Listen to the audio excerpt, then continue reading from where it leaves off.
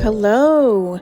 So I want to just walk through what you do when you get a wig that has intact lace, especially if you're new and you're not sure. This is going to be more of a slower tutorial and I'm going to walk you through the whole thing. So I'm showing you the cap. You can see that the lace is intact in the front and you can see the inside of the cap. There's lace in the part and also along the front. So I'm just going to put this wig on.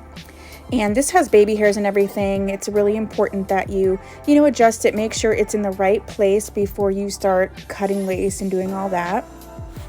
First thing I'm going to do is once it's in the right spot and I feel comfortable, I'm going to go ahead and give it a brush.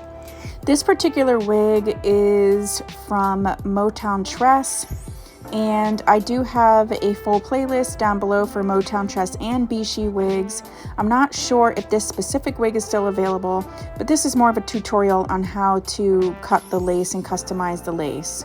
I'm actually cutting the lace on my head, and if you feel more comfortable, you can go ahead and use a wig head, but I like to cut it while I'm wearing it. One tip is to go slow. Make sure if it has baby hairs, you see I'm moving them out periodically. I'm going very slow, getting close to my mirror. I'm using the scissors that come in like men's grooming kits, like for mustaches and eyebrows. Try not to use actual cuticle scissors that are sort of rounded because you can mess up the lace that way. I am also, I'm just working through from one side to the other. Another thing is when you put a wig on that has intact lace, it may feel a little tighter. Once you cut that lace front, it will loosen up a bit. So don't have that sort of freak you out in the beginning. Wait until you have cut the lace and then you'll see it give a little bit and not be as tight. The reason I like to cut the lace while I'm wearing it is that I can actually customize it to my hairline. I have a widow's peak and sometimes I will cut the lace to accommodate. Sometimes I don't. I didn't in this particular video.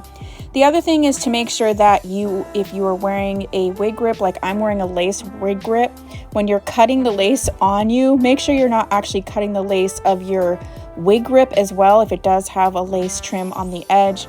That's just something I've learned the hard way. I'm using my favorite powder, which is the Bare Minerals Bare Pro Powder Foundation, and tapping the powder into that part. I use one of the tools from my wig blending kit, which you can get on tmwigs.com, and putting the powder right in there. I'm actually now using a toothbrush to sort of blend right around the part, pulling the baby hairs down and blending them in.